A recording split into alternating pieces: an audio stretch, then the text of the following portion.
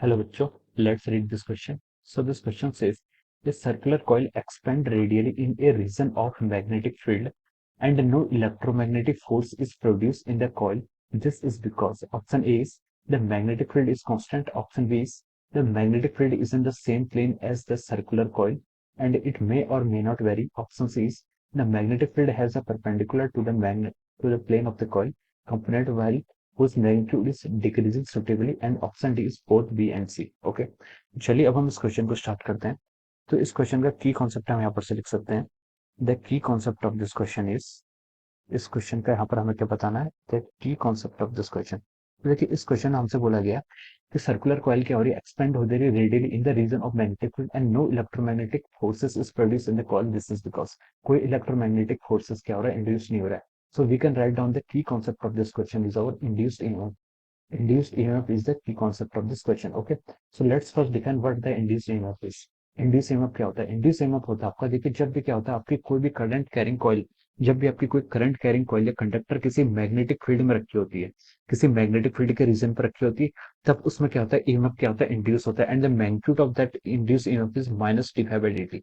Minus sign क्या denote कर रहा है, माइनस साइन आपका यहाँ पर ये डिनोट करता है जो फ्लक्स इंड्यूस होता है। फ्लक्स इंड्यूस क्या करता है, always try to oppose the cause which produces this is from the Lenz law. और डी/dt ये डिनोट करता है कि अगर आपका फ्लक्स चेंज हो रहा है, यानी कि rate of change of flux क्या करता है, आपका ईएमएफ इंड्यूस होने के पीछे क्या रिस्पॉन्सिबल है। अब देखिए, अब हम यहाँ से लिख सकते हैं इसको, देखिए डी/dt को हम क्या लिख सकते हैं, फाई। फाई को हम क्या लिख सकते हैं, phi is equal to B dot A, यानी कि B A cos theta. So ये आपका हो जाएगा phi, this is our magnetic flux. अब देखिए फ्लक्स कैसे कैसे चेंज हो सकता है, या तो आपका मैग्नेटिक फील्ड वेरी करे, अगर आपका मैग्नेटिक फील्ड वेरी करेगा तब भी आपका फ्लक्स क्या हो सकता है, चेंज हो सकता है।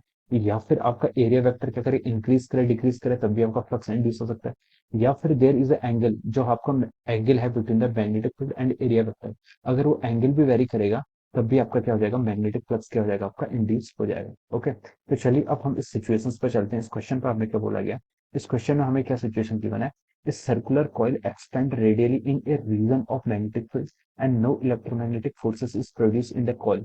एक आपकी सर्कुलर कॉइल है, यहाँ पर मान लीजिए आपकी, ये आपकी क्या है, कोई सर्कुलर कॉइल है, this is our circular coil. ये आपकी सर्कुलर कॉइल है जो आपकी किसी रीजन ऑफ मैग्नेटिक फील्ड में है, और इस पर क्या हो रहा है, कोई भी आपका इलेक्ट्रोमैग्नेटिक फोर्सेस क्या हो रहा है, इंड्यूस नहीं हो रहा है। This is because magnetic field is constant. अब देखिए मैं फर्स्ट आपसे बोला है, चलिए अपन ऑप्शन से स्टार्ट करते हैं। फर्स्ट ऑप्शन आपसे बोला है, this is because, first option में बोला है the magnetic field is constant. आपका मैग्नेटिक फील्ड कांस्टेंट है इसके कारण, ठीक है। तो ये ऑप्शन क्या हो जाएगा, this option will be wrong. Okay, ये ऑप्शन क्या हो जाएगा, रॉन्ग।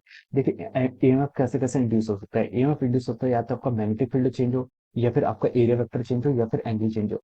तो इस क्वेश्चन में उसने क्लियरली बोला हुआ है कि जो लूप है, सर्कुलर लूप, वो क्या कर रही है, आपकी एक्सपेंड कर रही है। एक्सपेंड कर रही है तो हम बोल सकते हैं कि अगर अब भी यहाँ पर मान लीजिए यहाँ पर मैग्नेटिक फील्ड कांस्टेंट भी होगा, ए ऑप्शन के करस्पॉन्डिंग अगर चलें, तो देखिए आपका मैग्नेटिक फील्ड कांस्टेंट पे फिर भी आपका क्या हो रहा है, एरिया तो चेंज कर रहा है।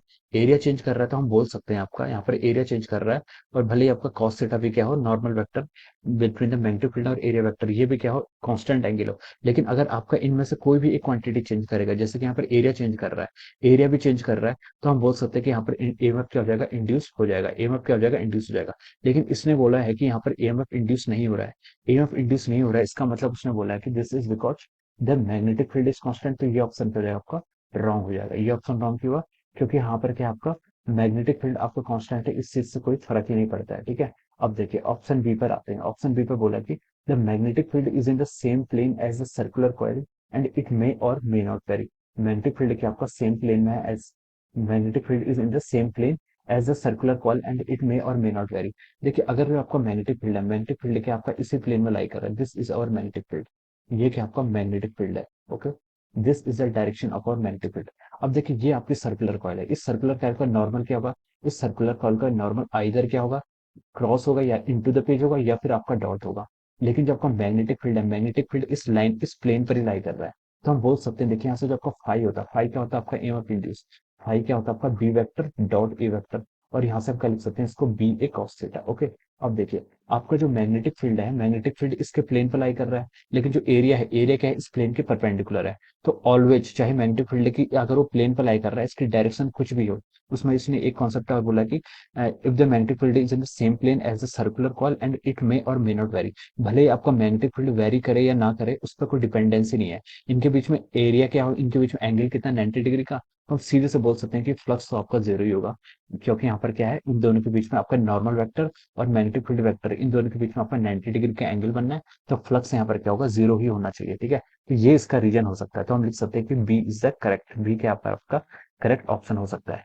सेम उसने बोला कि जब मैग्नेटिक फील्ड, उसने क्वेश्चन में बोला कि ईएमएफ इंड्यूस नहीं हुआ है, उसके करस्पॉन्डिंग हम कंडीशन देख रहे हैं। There is no electromagnetic force is produce in the coil, this is because. ठीक है, हमें ये कंडीशन देखनी है। ईएमएफ इंड्यूस नहीं हुआ तो उसके पीछे का रीजन क्या क्या हो सकता है। एक रीजन तो यह है कि आपका नॉर्मल, जो आपका मैग्नेटिक फील्ड लाइन है वो क्या कर रही है, सेम प्लेन में लाई कर रही है जिस प्लेन में आपका सर्कुलर कॉइल क्या कर रहा है, लाई कर रहा है। सेकंड, सी ऑप्शन की तरफ मूव करते हैं। इसमें बोला है the magnetic field has a perpendicular, magnetic field has a perpendicular component whose magnitude is decreasing suitably. Magnetic field का क्या है, एक ऐसा परपेंडिकुलर कंपोनेंट है to the plane of the coil, coil के प्लेन में, जिसका जो कंपोनेंट है मैग्नेटिक फील्ड, वो क्या कर रहा है, आपका डिक्रीज कर रहा है। देखिए, ईएमएफ इंड्यूस होने के मेरे पीछे मैंने जो रीजन बताया था वो क्या था आपका, change in flux is the reason of the induce in. Okay, अब हमने क्या बोला यहाँ से, d by d t, flux को हमने क्या बोला यहाँ से आपका B vector dot of our A vector. ये क्या पता, फ्लक्स इंड्यूस होने के पीछे का रीजन, या तो आपका मैग्नेटिक फील्ड चेंज हो या फिर आपका हो एरिया वेक्टर चेंज हो। ठीक है, अब क्वेश्चन में हमसे देखो बिल्कुल बोला गया, उसने क्वेश्चन में उसने पहली लाइन में लिखा है कि the circular coil expand radially. अगर सर्कुलर कॉइल एक्सपेंड करेगी, इसका मतलब है कि इसका एरिया वेक्टर तो इंक्रीज हो रहा है, एरिया वेक्टर इंक्रीज हो रहा है, लेकिन यहाँ पर ईएमएफ इंड्यूस नहीं होना चाहिए। ईएमएफ इंड्यूस होने के लिए, नहीं होने के लिए हम बोल सकते हैं कि या अगर इसका एरिया वेक्टर इंक्रीज हो रहा है तो यहाँ पर इसका मैग्नेटिक फील्ड अगर क्या होगा, डिक्रीज होगा। If the magnetic field, if any component of the magnetic field which is lie in the plane of the coil, ठीक है, कॉइल के प्लेन पर लाई जो कर रहा है, अगर उसका कोई भी कंपोनेंट भी डिक्रीज होगा, तब भी हम बोल सकते हैं कि आपका ईएमएफ इंड्यूस क्या होगा। यहाँ पर ईएमएफ कोई इंड्यूस नहीं हुआ, क्योंकि यहाँ पर आपका जो फ्लक्स है, फ्लक्स क्या हो जाएगा, आपका कांस्टेंट हो जाएगा। ओके, जो आपका चेंज इन फ्लक्स है वो कांस्टेंट हो जाएगा, तो उसके कारण भी आपका क्या होगा, यहाँ पर कोई ईएमएफ क्या होगा, इंड्यूस नहीं होगा। अगर आपका d phi by d t देखिए, यहाँ पर से क्या हो जाता है, कांस्टेंट हो जाता है। D phi by d t constant कैसे होगा, अगर आपका देखिए एरिया वेक्टर तो इंक्रीज हो ही रहा है, अगर आपका मैग्नेटिक फील्ड का जो कंपोनेंट प्लेन में लाई कर रहा है वो अगर डिक्रीज होगा, ये तो उसने क्वेश्चन में गिवन किया, ये तो मस्ट है। अगर ये क्या करेगा, आपका डिक्रीज करने लग जाएगा, तो हम बोल सकते हैं कि जो d phi by d t, इन दोनों का जो प्रोडक्ट है वो क्या होगा, आपका कांस्टेंट हो जाएगा। वो क्या होगा, यहाँ पर से कांस्टेंट हो जाएगा, उसके कारण भी हम बोल सकते हैं कि ये कांस्टेंट हो गया। तो हम बोल सकते हैं कि जो आपका फाई है, फाई क्या होगा, आपका मैग्नेटिक फ्लक्स है वो चेंज ही नहीं होगा। ठीक है, तो बोल सकते हैं कि इसके करस्पॉन्डिंग जो आपकी सी वाली कंडीशन है ये भी ट्रू हो सकती है। अगर आपका क्या हो, मैग्नेटिक फील्ड भी डिक्रीज कर रहा हो और एरिया वेक्टर भी इंक्रीज कर रहा हो, तब भी हम बोल सकते हैं आपका इलेक्ट्रोमैग्नेटिक फोर्स क्या होगा, यहाँ पर कोई इंड्यूस नहीं होगा। डी ऑप्शन ने बोला इसने बोथ बी एंड सी, तो इसके करस्पॉन्डिंग जो आपका यूनिवर्सल ऑप्शन होगा, बी भी सही है सी भी सही है, तो हम बोल सकते हैं कि B and D option will be the right answer of this question. Okay, तो हम यहाँ से बोल सकते हैं इसके करस्पॉन्डिंग जो सबसे बेस्ट ऑप्शन होगा वो क्या होगा, option D. We can write down that option D is the correct answer of this question. Okay, option D will be the right answer of this question. So I hope you all understood this concept. All the best and thank you so much.